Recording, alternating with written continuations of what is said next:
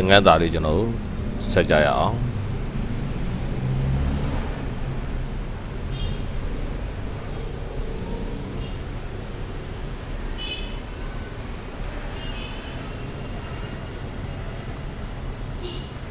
rectangle တစ်ခုကိုသူ့ကိုကျွန်တော်ရှူလိုက်မယ်သူ့ကိုကျွန်တော်ဘီကိုရောင်လေးဖြည့်လိုက်ဖြည့်ပြီးတော့အဲ့ rectangle ရဲ့ထောင်းတွေကိုနည်းနည်းလေးလုံးဝန်းသွားအောင်ပြင်မယ် effect ကနေပြီးတော့ stylize အဲ့ဒီ round corners ကိုသုံးပြီးတော့သူ့ကိုလိုတလောက်လုံးလိုက်တယ်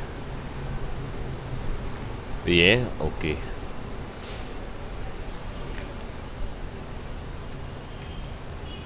ဟုတ်ပြီအဲ့မှာကျွန်တော်နည်းနည်းလောက်ပြင်ကျင်သေးတယ် window တွေက appearance ခုန round corner ကိုနည်းနည်းလောက်ပြန်လျှော့မယ် preview ဝင်တယ် okay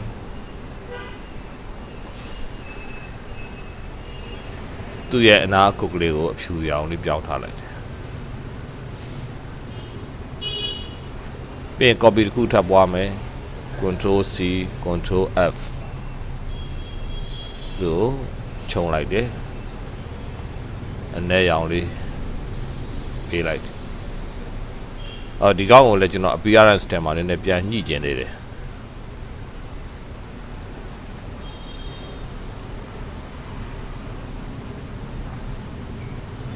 appearance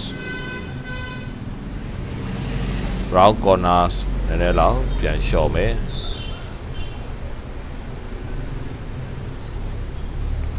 ပြီးရင်သူ့ကိုဒီဘက်နားလေးနည်းနည်းကတ်ထားမယ်ဒီဘက်စာနည်းနည်းလေးချက်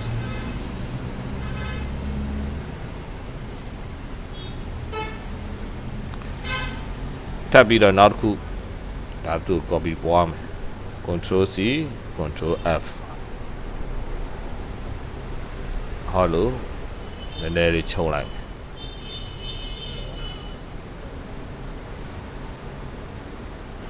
ဒီပုံစံလေးနည်းနည်းလေးဒီဘက်ကိုတိုးဝင်လာအောင်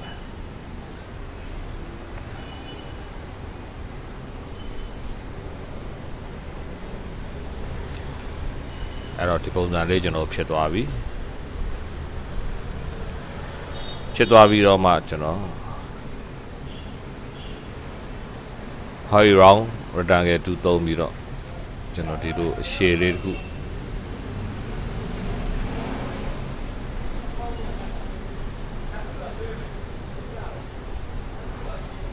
ဒီလိုအရှည်လေးတစ်ခုအဲ့လိုရှည်လေးတစ်ခုပြုလုပ်ပြီးတော့ control C control F copy ပွားလိုက်တယ် order ဖိပြီးတော့အသေးလေးတစ်ခုပြင်အတွင်းကိုခြုံလိုက်တယ်ခြုံပြီးတော့ကျွန်တော်အမဲအောင်လေးကျွန်တော်ဟောရီလို့လေအဖြူကောမထဲတော့ဘူးဒီပုံစံလေးရ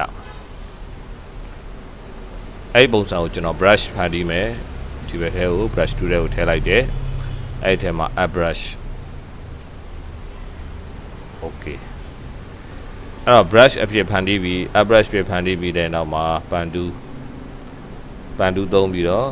ကျွန်တော်လမ်းကြောင်းတစ်ခုပေးမယ်ဒါကလမ်းကြောင်းပေးုံတက်တက်ပဲအရောင်နေမပါလဲပြဿနာမရှိဘူး click နှိပ်တယ်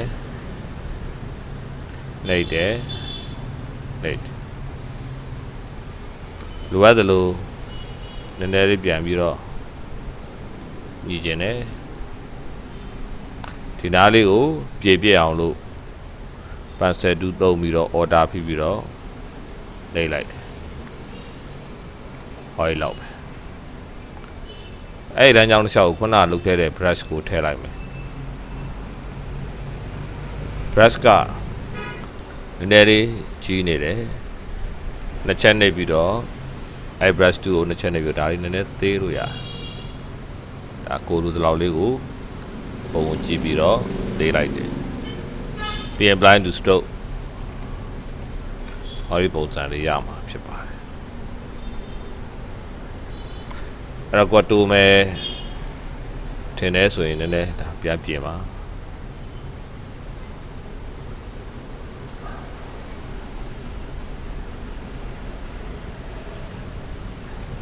ဒီသဘောတရားတော့လေ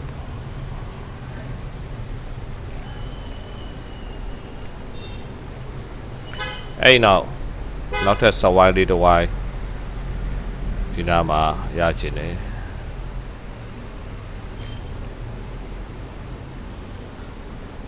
အဲ့စဝိုင်းလေးကိုကျွန်တော်ဖဲ့ခြင်းတယ်သူနဲ့သူ့ကိုအရင်ဆုံးတော့စန်တာလေးတက်အောင်ညှိထားလိုက်အောင်ညှိထားပြီးရင်ဟောဒီ Pathfinder ရဲ့ကောင်းစဉ်အောက်ကနေပြီးတော့ minus from ကိုရွေးလိုက်တယ်ဒီပုံစံလေးဖြစ်သွားမယ်ပြီးရင် gradient 2ကိုရွေးတယ် gradient ရဲ့ပုံသဏ္ဍာန်ကိုဒါရွေးချယ်လိုက်တယ်ဒီလိုလေးယူလိုက်တယ်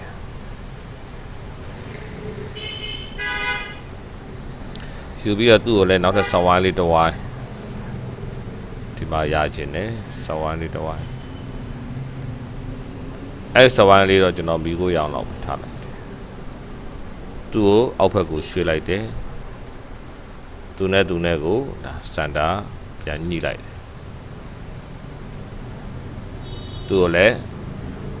အောက်လိုင်းလေး stroke လေးဖြောက်ထားလိုက်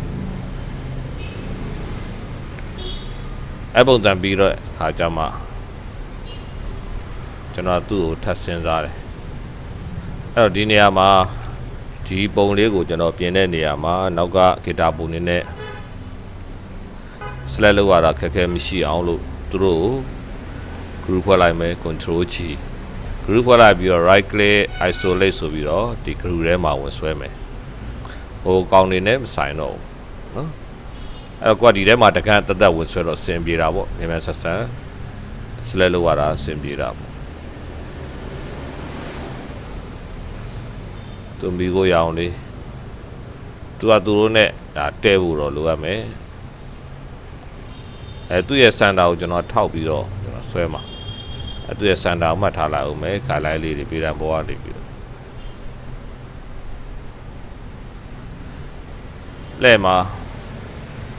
လဲမှာဆိုကျွန်တော်တို့တိဒါ order ဖိပြီးတော့ click နှိပ်လိုက်တယ်အဲ့တော့ကိုလိုချင်တဲ့အရေးအတွက်လေးနဲ့လဲမယ်ကျွန်တော်30လောက်ထားလိုက်မယ် preview copy ပြီးရင် control နဲ့ D နဲ့ကိုနှိပ်ပြီးတော့ဟောလို့သွားလိုက်မယ်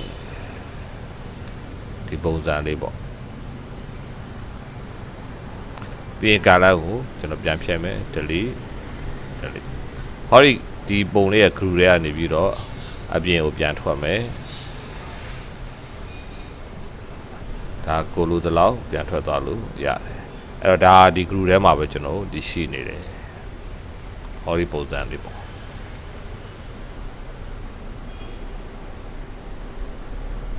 အဲ့တော့ဒီနားလောက်မှာဒါထားလိုက်တယ်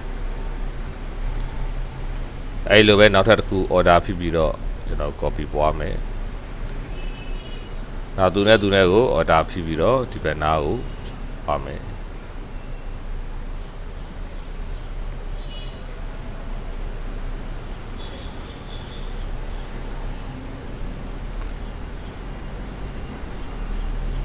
ဟုတ်ပြီအဲ့လိုပြီးရဲ့နောက်မှာနောက်ထပ်တစ်ခုထပ်ပြီးတော့ရေးဆွဲပါဦးမယ် round rectangle သုံးပြီးတော့ကျွန်တော်ဒီလိုလေးယူလိုက်မိကိုဒီလိုမျိုး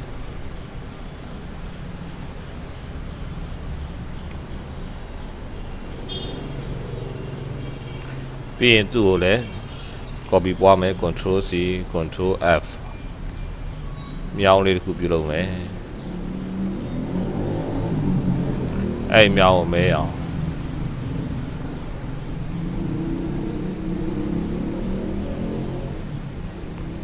သူ့ကို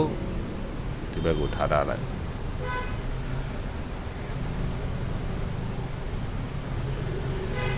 နောက်တစ်ခါသူ့ကို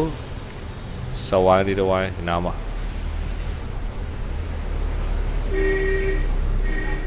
အဲ့ဒါလေးလဲ gradient လေးနဲ့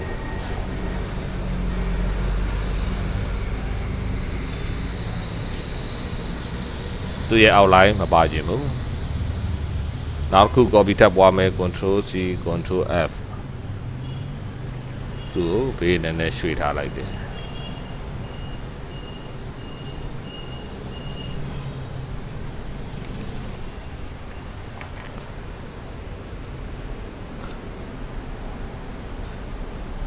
ဒါကကျွန်တော် slide လေးပေါ့နော်လက်ပူသည်ဒါ body ဆွဲဖို့တုံးတဲ့သဘောတရားလေးပေါ့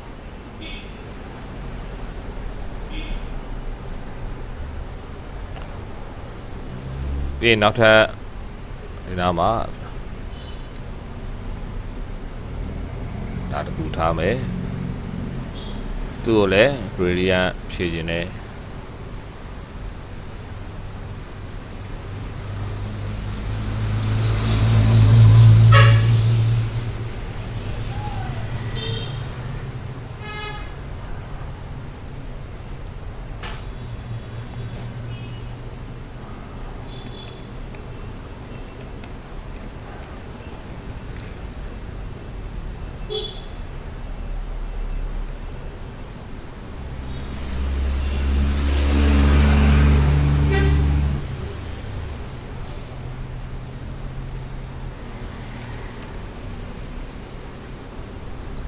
gradient ကို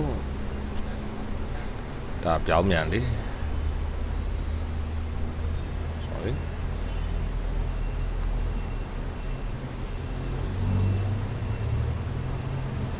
ဒီနေထားလောက်လေအရောင်အရမ်းကြီးမရင်အောင်လျှော့လိုက်ဘေး stroke ကိုမထည့်ခြင်းဘူး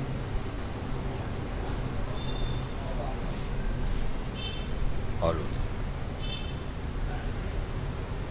ပြသူနဲ့ကို standard တက်အောင်ချိန်လိုက်တယ် order ဖြစ်ပြီးတော့ copy ပွားတယ်အဲဒီအုပ်စုကိုလည်း group ဖွဲ့ထားလိုက်မယ် control ချီ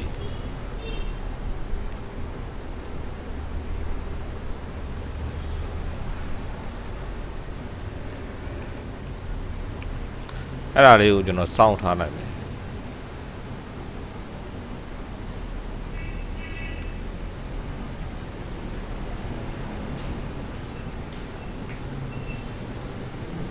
ဘယ်မှာထားမယ်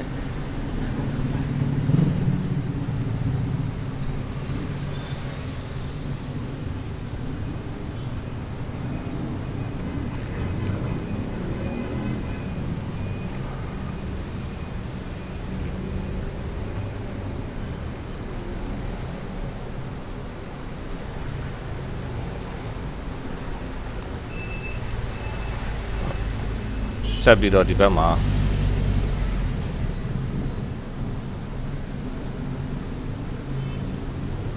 polygon 2ကိုအသုံးပြုလိုက်မယ်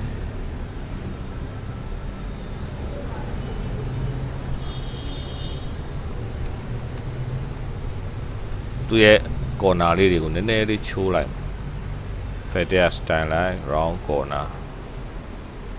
တောင်လေးတွေနည်းနည်းလောက်ချိုးလိုက်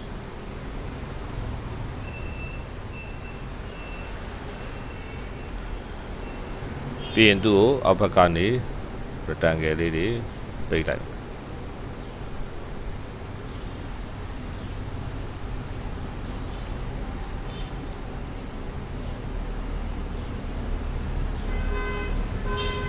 ်သူနဲ့ကို group ဖွဲ့လိုက်မယ် control size ကိုပေးလိုက်မယ်လဲပါမယ်ဒီအစားလေးထပ်ကြည့်ပါမယ်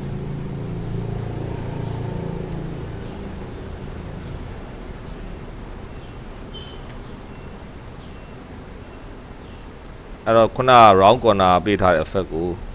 ကနည်းနည်းလေးညှိကျင်သေးတယ်ဆိုရင် window တွေက appearance ကိုဖွင့်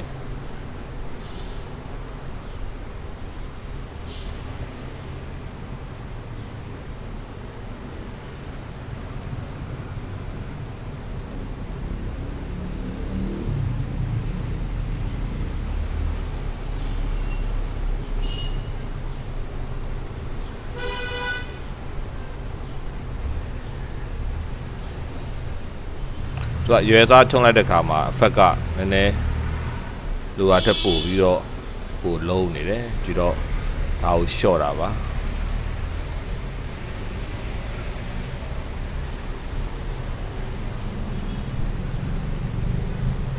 โอเคဒီလောက်ဆိုရပါဘူး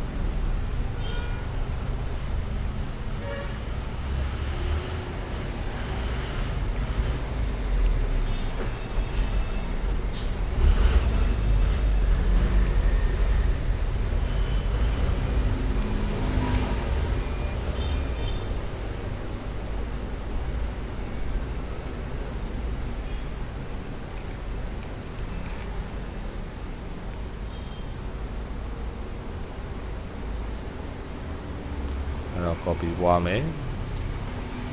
ဟောဒါဖြည်းဖြည်းတော့ပွားသွားတယ်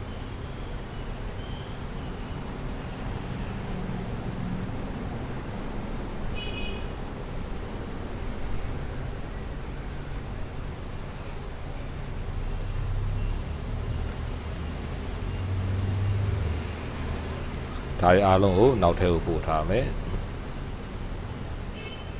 အဲ့တော့ကိုဒီဂီတာရဲ့ဒီလက်ကင်ဆောင်းလေးနဲ့ဒါတဲမတက်ပြန်လိုက်ပြီးတော့ညီပါဦးမယ်